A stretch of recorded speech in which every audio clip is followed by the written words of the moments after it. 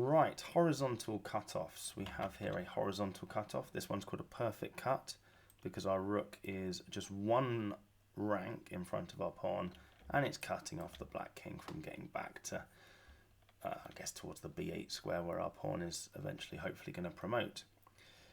Now, this is a win for white, and it's actually quite an easy win, and to the point where I haven't particularly learned a procedure. You can just sort of make it up as you go along. So yeah, very easy win. All you really need to know, to be honest, is which positions are won and which ones aren't. So this is a knight's pawn, which is 1, and it would be 1 even if the knight's pawn started on the second rank. So you imagine moving all the pieces on the board together so that the white pawn is on b2. That would still be a win. If you moved everything so that the white pawn was on the a file, if it was a rook's pawn, that would not be a win. So rook's pawn, you can't win that. Knight's pawn is a win. Bishop's pawn is a win, even if the pawn is back on the second rank.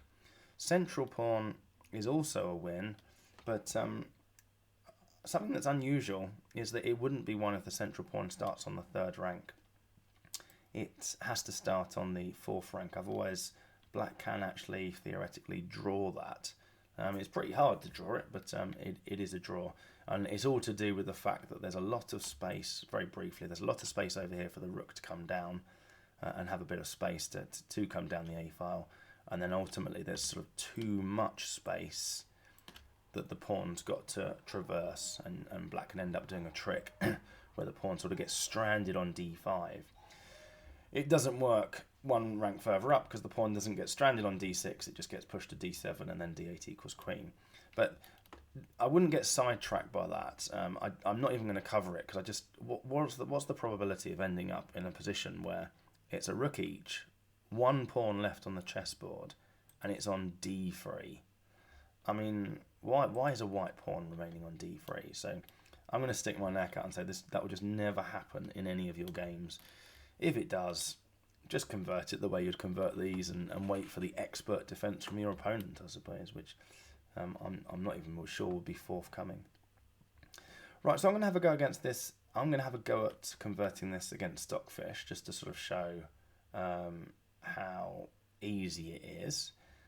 The other thing I should say is that once you get to this side of the board, none of those are a win. The horizontal cutoff doesn't do anything because the black king would be on the short side and the black rook could come over to the a file and do long-sided defence. Now we know long-sided defence is very hard.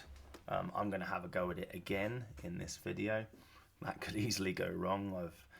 I did manage my long-sided defence against Stockfish in the long-side defence video, but I sort of surprised myself that I actually managed to do it. So we'll have a go at it again here after we've demonstrated all the easy and a little bit more difficult wins for the knights, bishop and central pawn. The other thing I'll say is that there's lots of ways to do this procedure, this horizontal cutoff, but one thing that I find useful, and it's up to you whether you sort of want to take this or not, is because I know the vertical cutoff stuff pretty well, I'm happy to just convert and transpose into a vertical cutoff if I'm given the opportunity. So for example, I'm in here, a one file vertical cutoff we could achieve straight away with rook c4. It's not a good idea. If you play rook c4 and then rook back to c1, you've chucked away the win, because you would need your pawn to be on the fifth rank. But if you imagine that white pawn was on the fifth rank, if it was on b5, in fact we might even get a chance to do it in this game. So let's just do that, and if I convert to a vertical cutoff, I can explain it then. But it works basically if you can convert to a vertical cutoff. So the procedure's pretty simple. You're just going to advance, get the rook out of the way, advance the pawn, bring the king forward, and advance the rook. Something to think about here is that when I play b4, pretty sure that black's going to play rook c4, forking my rook and pawn. So you can't take the rooks, that's obviously a drawn king and pawn ending. So you'd have to think, hang on a minute, if he does that, what am I going to do? And thankfully we've got this rook h3 check, king has to go, well, it doesn't have to, but you presume it go to d4, and then we could play our king to b3. And because our king's then attacking the rook, black hasn't got time to keep moving their king up and cross the horizontal cutoff, because we'd win their rook. Okay. Clear as mud? I'm anticipating rook c4. Okay, so rook h3, and now king b3. And like I say, any king move, I'm just going to check the king and win the black rook. And there's the horizontal cutoff again. So I've already made progress by 1 rank. So black's trying something slightly different. Coming there, and go king a4. Check.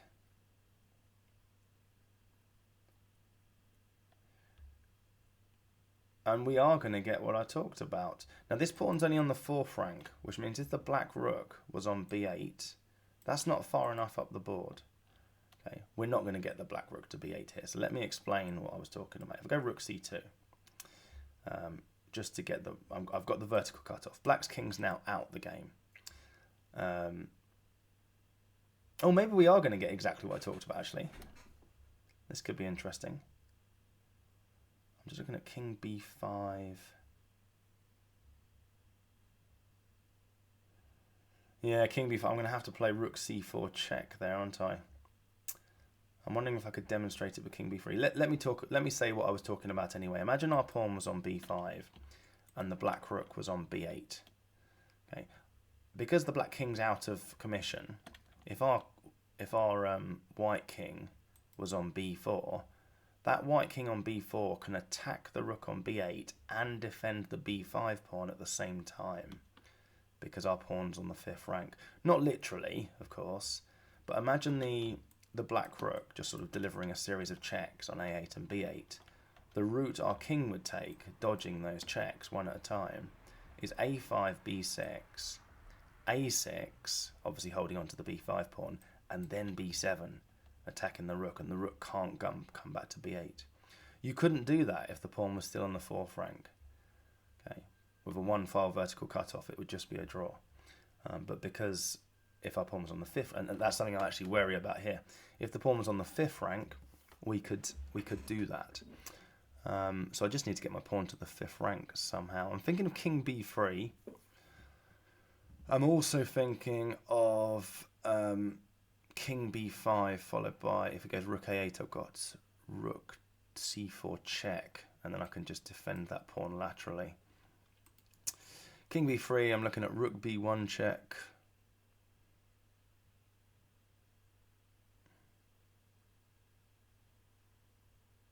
Now let's go king b5. And there we go. This is a bit annoying, really. We've sort of transposed into a different sort of endgame. But it is still a win, because we can defend the pawn laterally. And we're making progress here. Black didn't bother with the checks, because we just come and attack his rook.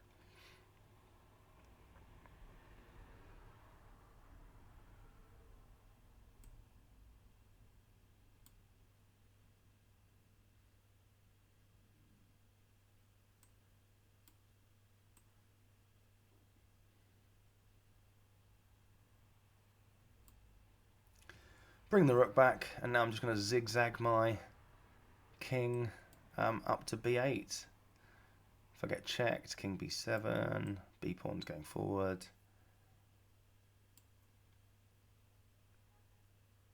I mean, this is what happens when you play engines. I mean, we all should just practice this against an engine. That probably came across as a bit chaotic, to be honest. We'll try again with a bishop's pawn, see if Stockfish does something different. But you do get there. In that position, I ended up sort of converting to a vertical cutoff. Let's try another horizontal cutoff. I mean, that's gone, isn't it? That's just the Lucena position reached. Right, let's go again then with a bishop's pawn, see if Stockfish does something different this time. I've set it up so I can just push the c pawn straight away here, which is that's a bit of a cheat, isn't it? Let's just play a waiting move to at least give black a chance to say, yep, I'm ready to defend. See what he does. king f3, coming across for our rook. Okay, I'm pushing the pawn. Coming across for our rook again. See, this is a bit frustrating. I can already transpose into a vertical cutoff. King's cut off by 2 files, the pawn's on c4, and that's the Grigoriev combined method, where our king will zigzag its way to a6, and yeah, we've seen that in the vertical cutoff video. But let's try and stay in the spirit of horizontal cutoff. He's letting us do it. King forward. Oh, king g4, which is very annoying. Again, rook e5 just wins. But I'm trying to do something to show that there's loads of different ways of winning this. What about rook d5? Rook takes d5, king f5, king c4.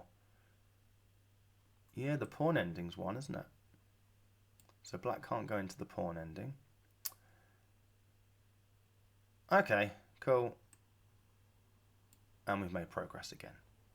Okay, so I could have transposed to the vertical cutoff. That's definitely can't go into that pawn ending. And again, Stockfish's defense just wasn't that good. It just sort of made it look easy.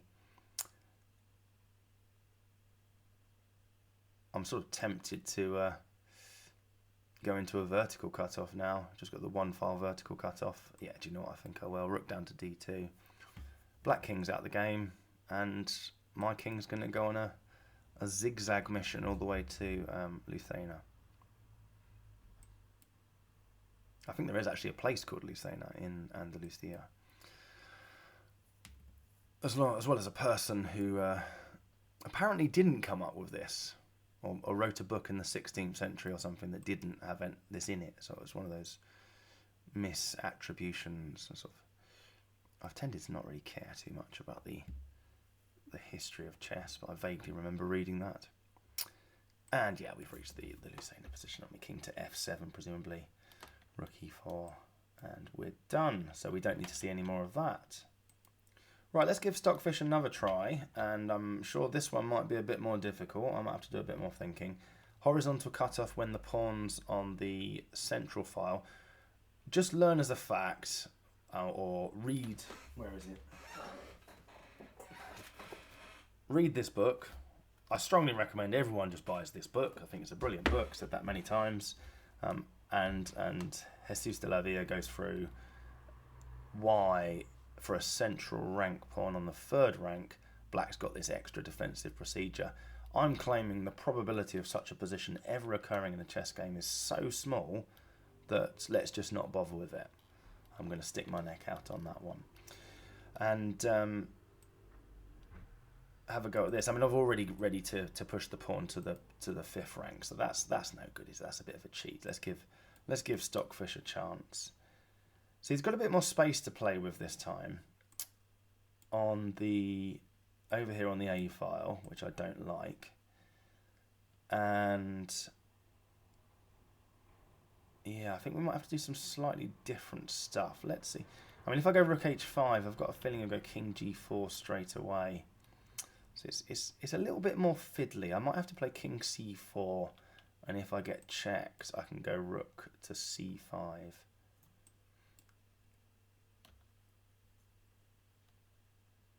Now I'm going to go Rook c6, and I'm ready to advance the d pawn. Any black king moving to the e file, I can check it away and play d5. So this is annoying, but black is going to run out of space. Obviously, I've got to hold on to the d pawn here. So king c5. If he checks again, yeah, I think I've got to play king b4 here to make progress. And if the black rook goes to d5, I would have played king c4.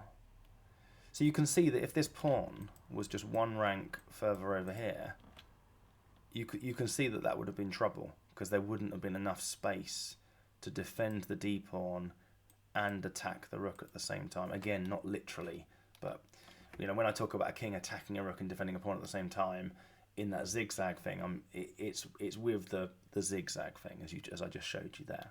I didn't literally do it. I mean, obviously there's two files between. And I'm wondering if I can play... I'm looking at d5 straight away here, and I'm worried about king e5. And if I bring my king in, we might see checks again. So maybe I should play rook e6 first. Might be going around in circles a bit here. I mean, again, you can see this one isn't as easy, is it? King c5. If I get a checked, I can block.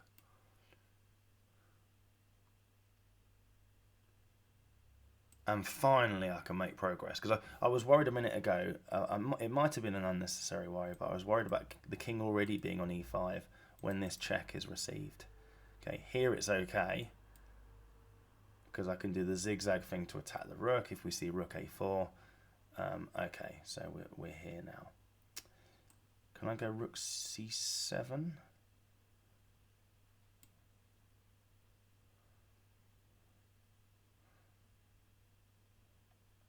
Do you know what? I don't know whether I can go rook c7, but I can see that this is a win, so I'm going for it. One file, vertical cutoff, and my king and pawn can do it by themselves because this pawn has reached the 5th rank.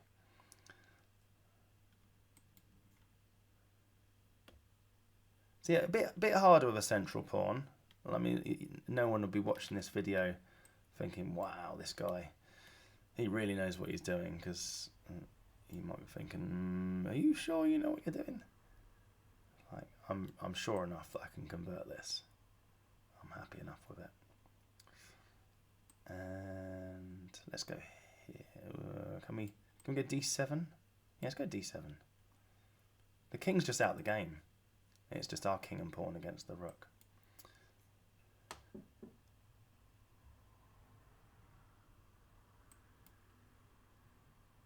And we are going to reach the Lucena position.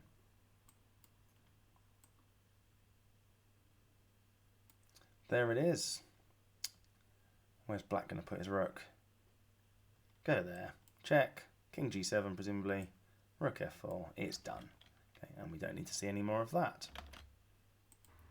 So horizontal cutoff. I think I've demonstrated that if it's a knight's pawn, it's a very easy win, although it was a bit weird the way that game went. Bishop's pawn, very easy win. Central pawn, not easy but doable. I didn't really need to put too much effort into that.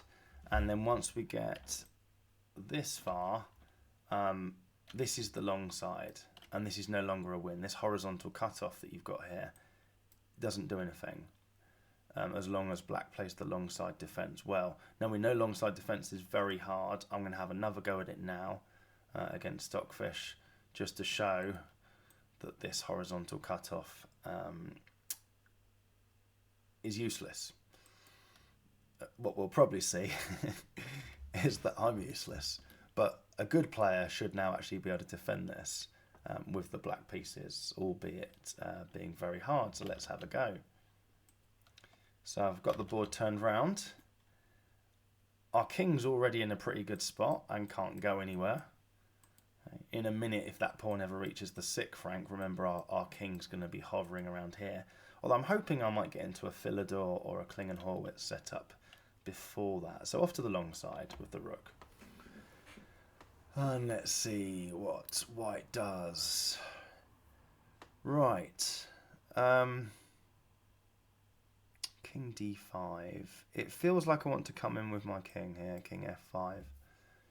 If white plays rook f6 check, I can go back to g5. Now, the white rook could drop back then. I'm not sure what's going on with my colour scheme. It could drop back, and we've got a one-file vertical cutoff with the pawn being on the 5th rank. The difference is that we've got the long side. And I think if white does that, I just check. Check, check, check, check, check, check. The king can't come to the b file to attack my rook, because as soon as it does, I will move my rook to the e file, and the e pawn's gone. So I'm happy enough with this move. King f5.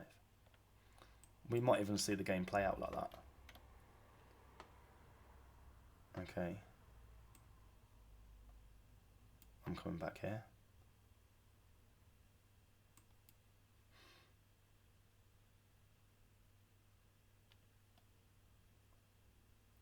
Right, well, this is just easy now. I'm sure there was some stuff that White could have done there to make my life much more difficult than that. This is just a very easy draw. To the point I might go back, actually. I think everyone can see this. I'm just going to go check, check, check, check, check, check. And as soon as the White king hits the B file, my rook goes to the E file. It's either taken the E pawn straight away, or it's going to take the E pawn on the next move. There's nothing to look at here. Let's go back and make Stockfish try something different. Because, believe me, I think it's possible for me to mess this up. I didn't. There we go. So that's something different. Rook A8. Nice. So Rook D7 the new thing. I played Rook A8. Rook D7 the new thing. Now our rook's good here, remember. We know our rook's good there in long-sided defence. I mean, in an ideal world, I'd like to try and transpose as soon as I could to the Philidor or Klingon-Horwitz, but King G6 has got to be okay. And now we're being let in this way. That's got to be good news. Right, King F5, King F5. Rook D7 check is about to be played.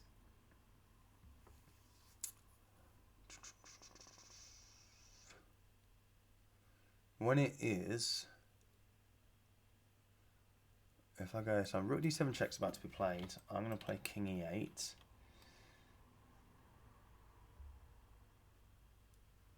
But then that rook could disappear somewhere.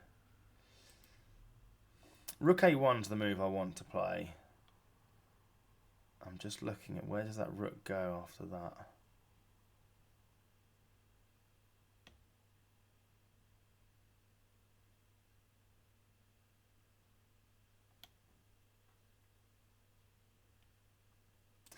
I'm going for it. I'm going for Rook A1. I don't like Rook D7 check. King E8. Rook C7.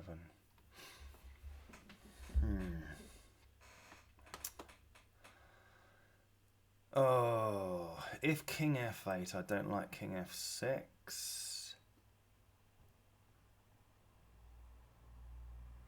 Because remember, if I'm going to do the Klingon-Horwitz defense, I can't have my king going off to the short side. I need to already be attacking that E-pawn. I'm pretty sure King D8 is a draw. I know it's taking the king to the long side, but it's okay to take the king to the long side in a Klingon-Horwitz setup if it's a central pawn. Investigate that one yourselves, or you might have to investigate it now if I have to play it. Oh, there must be something better than that. Yeah, briefly what ends up happening is you end up getting checked off to C. Your king will get checked off to C7. The white rook will come in and defend the pawn from behind. It's at that point you need to move your rook off to the side to give checks. There's not quite enough space to give the checks from the side. Your rook gets attacked, but as soon as your rook gets attacked, you can come back and attack white's rook. It's a neat way to draw it. It is a possible draw, but there must be something better here. I kind of want the Philidor setup. I'm very close to the Philidor setup, but the problem is that when king goes forward, rook a6, that's ready to block. Ah, not from this side though. Yes, I've got time to play rook h1, I think.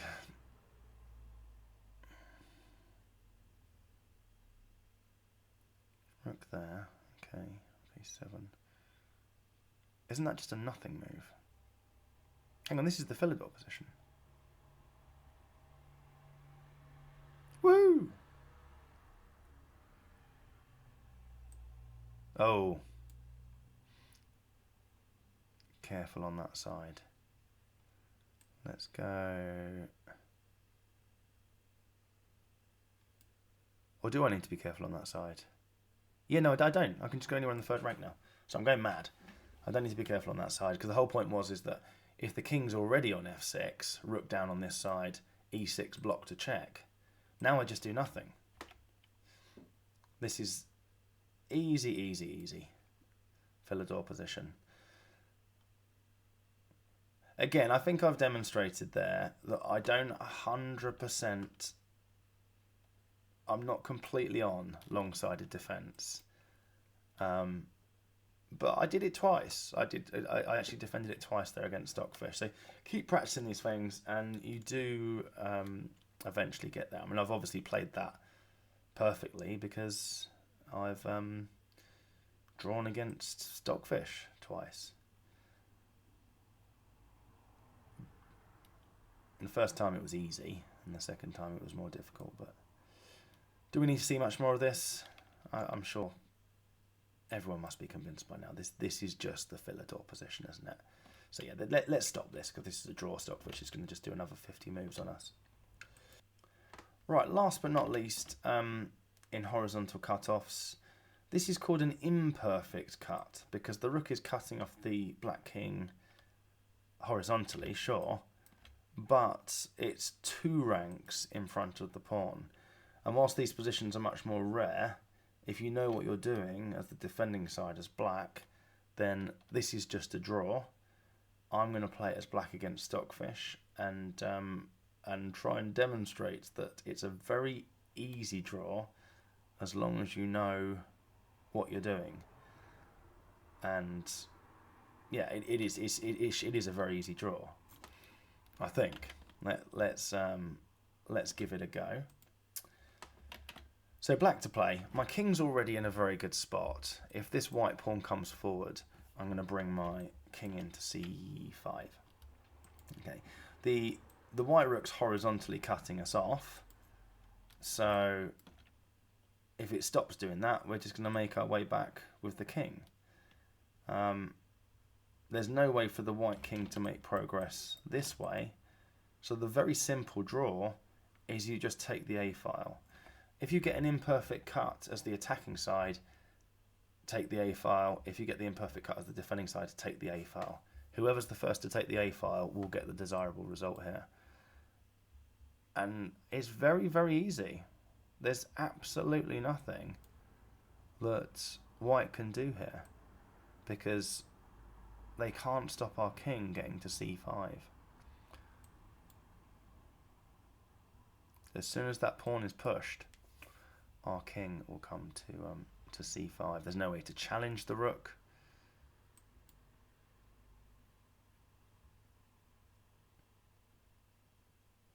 Now we're going to see Stockfish do 50 moves here. At least then you'll be convinced that it's easy. Just put the rook to the a file and it's done. I'm hoping it will try something different in a sec, because it's going to be getting close to threefold repetition. It can't be 50 moves. There must be some threefold repetition in here. It's going to make it do something different. Guess that's an interest. There you go. There's an interesting maths puzzle to work out what's the maximum number of moves before you have to do something different. Horizontal cutoff has gone. Now, it's a knight's pawn, which means that first rank defense works. But let's do something. It could have been a bishop's pawn. So let's try and set up Philidor's defense. What's the quickest way to Philidor's defense from here? Probably that. You might be shouting at the screen. No, you idiot! That wasn't the quickest way to Philidor from there.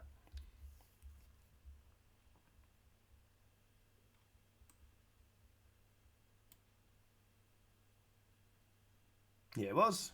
How about that? Got Philidor's defense set up on the 4th rank.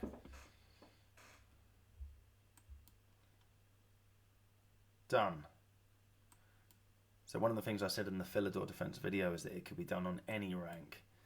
and we're going to see it on the, when I say any rank, it probably can't be done on the very high ranks, thinking about it, because there's not enough space to go behind for all the checks afterwards.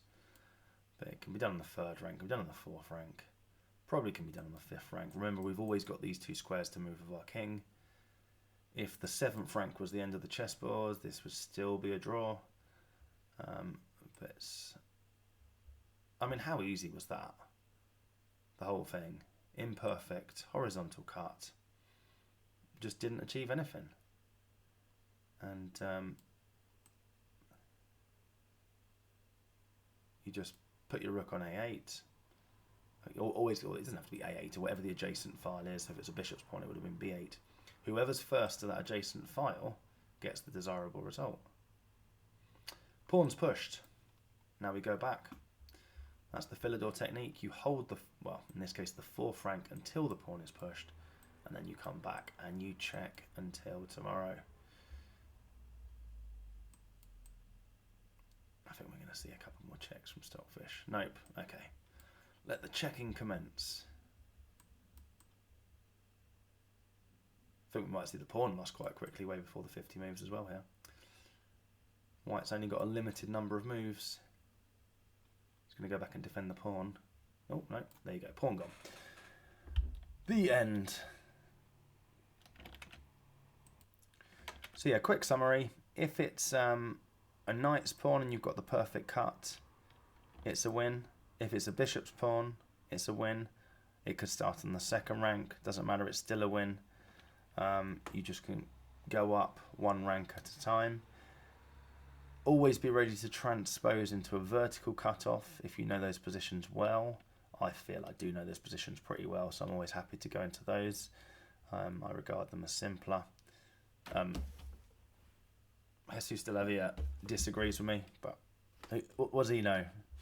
Just a grandmaster and brilliant chess writer. Don't listen to him. And if it's a central pawn, it's also a win, as long as it's not on the 3rd rank. It's a weird sort of exception. It has to be 4th rank or higher. Once you're over to these files, none of them are a win because it's not horizontal cutoff. It's actually just long-sided defense. And I demonstrated that with precision twice, possibly with a bit of luck chucked in. But you know, if I can do it with a bit of luck chucked in against Stockfish, I think it's possible that we can all do it in our games eventually. And then if it's an imperfect cut, let's just play a couple of silly moves for white. This is now a draw, but black has only 1 drawing move. Pause the video. What is it? Correct. Rook a8. And you just see me defend that position again with precision. I've just noticed my videos has gone past half an hour yet now, and I've got loads of games to show. And so what I'll do is I'll stop this video now and then just start a new video just going through all of those games. So I guess this video has hopefully demonstrated that horizontal cutoff is a win. We just need to know which ones are a win and which ones aren't. And then we'll just go and look at some games where the positions are, if I do this and he does this and blah, blah, blah, we're going to end up in that position. Oh, that's a horizontal cutoff. I can't do that. That's the idea. So just commit it to knowledge. Win, win, win, draws, and if imperfect, draw, as long as whoever gets to the A file first. All good knowledge things to have. And then, yeah, then you'll be in a good place to analyse those positions.